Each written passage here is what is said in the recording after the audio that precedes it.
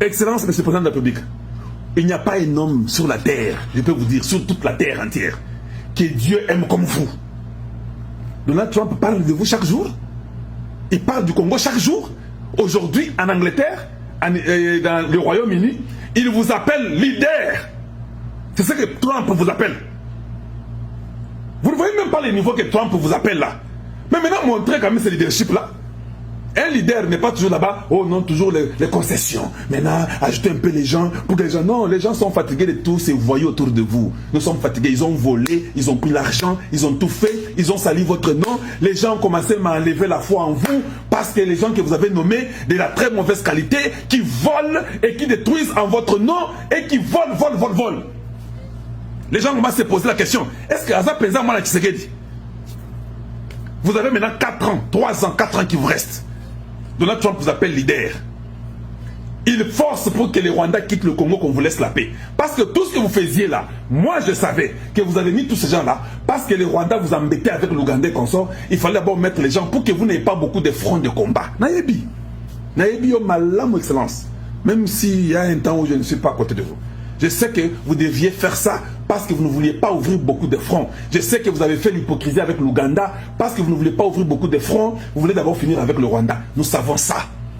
Les Sassou vous ont combattu, beaucoup de gens, même l'Angola, nous savons tout. Mais vous avez été tellement malin que vous ne voulez pas ouvrir beaucoup de fronts. Beaucoup de Congolais ne savaient pas ça. Tu sais qu'il dit comment il laisse l'Ouganda. Moi, je savais que vous laissiez l'Ouganda de ne pas l'attaquer parce que quand vous êtes faible, vous ouvrez beaucoup de fronts, vous mourrez. Ça, c'est vrai.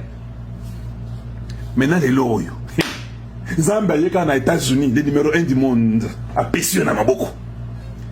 Dites-moi alors pourquoi vous aurez les frères. Dites-moi pourquoi vous ne serez pas méchants pour maintenant ramener tout ce que votre papa et vous avez toujours pensé.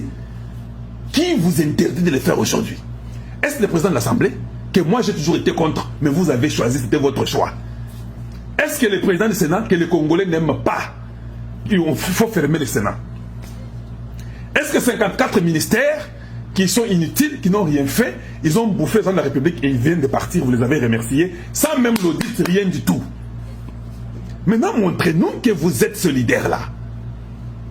Montrez-nous que vous êtes ce leader-là. Merci Benjamin Fundu, j'apprécie.